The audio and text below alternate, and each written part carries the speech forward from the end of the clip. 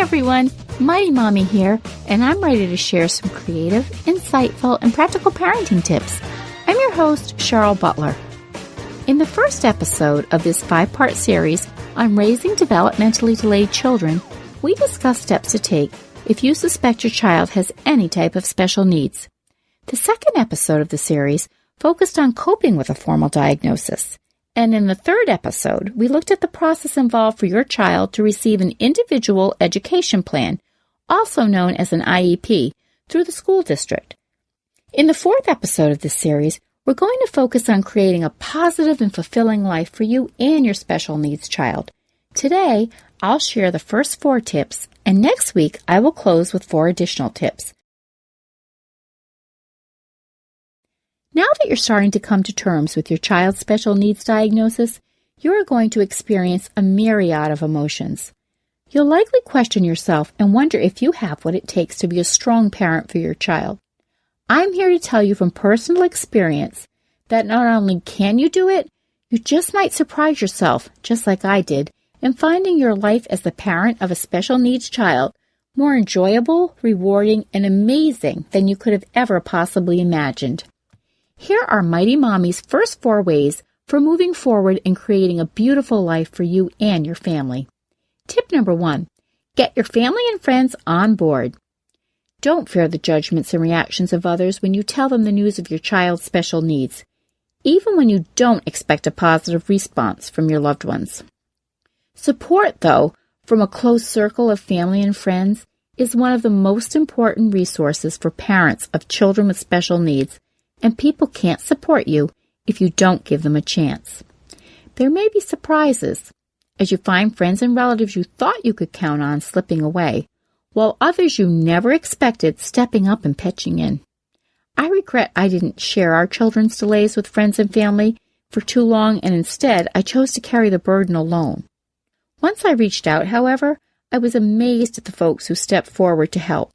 It was doubly surprising when people I never expected became a tremendous asset to our family when we really needed them. Tip number 2, build new routines.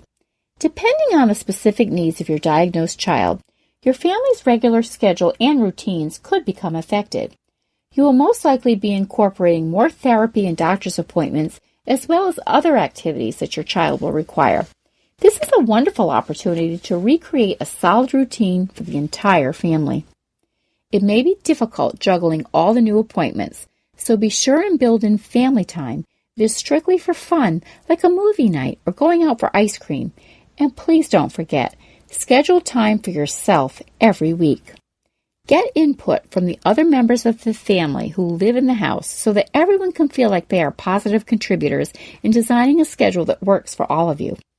Tip number 3, stay inspired. Raising a special needs or developmentally delayed child can be exhausting and draining. There's just no way around that sometimes. It's absolutely normal to feel depleted and down from time to time.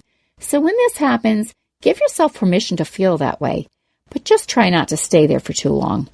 A wonderful online resource for parents is Support for Families, which offers some of the best websites that feature resources for families of children with disabilities and have been created by parents or caregivers. The sites represent the efforts of family or parent groups, and they can connect to families with support networks, and you can also sign up for their quarterly newsletter.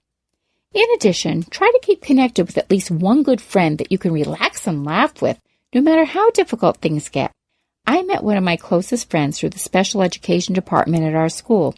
We both had kids with similar disabilities, so we could relate to the good, the bad, and everything in between.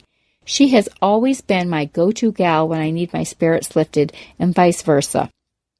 Tip number 4, keep stress at bay.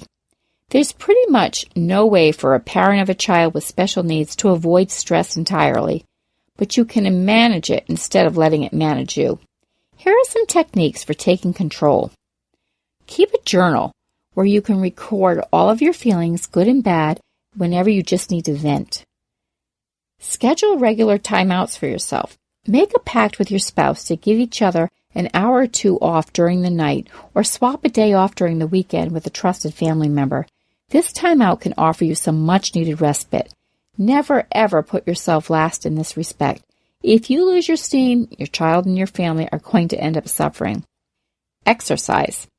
Whether you like to take walks, go for a run, hit the gym, or even use hand weights in your garage, commit to doing some type of exercise on a regular basis so you can release stress and churn out those good endorphins.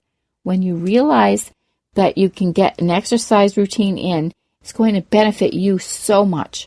My colleague, the amazing Get Fit Guy, has tons of tips on quick and easy workouts that don't require a gym membership. He even has an episode on what to do if you're too stressed to exercise, so I hope you'll check that out. That's Get Fit Guy. Don't worry, be happy. Worrying is so easy to do, regardless of whether you have a special needs child or not. It may take a lot of practice, but try and get into the habit of picking and choosing what you worry about. For example, let go of worries such as, will my child have a nice teacher? Will my child ever fit in? Will my child have friends? What will people think about us if my child has a meltdown in a public place? All of these questions are inevitably in the back of your mind, but you don't have to let them creep in the forefront and take over. Try to give yourself into the habit of living in the moment, because that's all any of us have anyways. Are you raising a child with special needs? Please share your thoughts in the comments section or post your ideas on the Mighty Mommy Facebook page. You can also connect with me on Twitter at Mighty Mommy or email me at mommy@quickanddirtytips.com. Don't forget to check out my family-friendly boards at pinterest.com/mightymommyqdt. Tune in next week for 4 more ways to create a positive, enjoyable life with your special needs child. Meanwhile, remember, you are your child's biggest advocate, and you are not alone. Enjoy and love your child for the individual that he or she is, and watch what happens. Until next time, everyone, happy parenting.